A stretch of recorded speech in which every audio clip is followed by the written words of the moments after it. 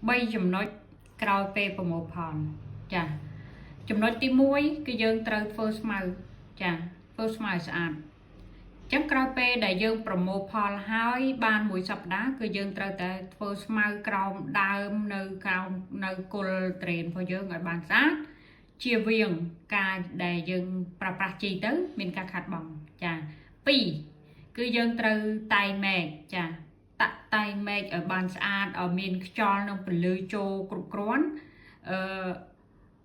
ដើម្បីកាត់បន្ថយនៅពពួកមេរោគបាក់តេរីផងដែរចា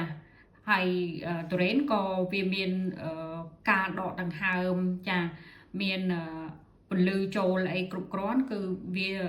ក៏មានសុខភាពល្អទៅតាមនឹងចាទី3គឺយើងត្រូវដាក់ទឹកដាក់ជីចាការដាក់ទឹកដាក់ជីអញ្ចឹងក្រោយពេលប្រមូលផលបាន2ទៅ3ថ្ងៃគឺយើងចាប់ផ្ដើមដាក់ទឹកចាដាក់ទឹកមុនអញ្ចឹងយើងដាក់ទឹកគឺយើងដាក់បែបនេះយើងដាក់ថ្ងៃទី1យើងដាក់30%ឡើងមក70%ឡើងដល់100%អញ្ចឹងទៅចាបន្ទាប់មកបានយើងចាប់ផ្ដើមដាក់ជីការដែលយើងធ្វើស្មៅធ្វើអីស្អាតហើយបានយើងដាក់ជីគឺយើងដាក់ជីមានអាហាររង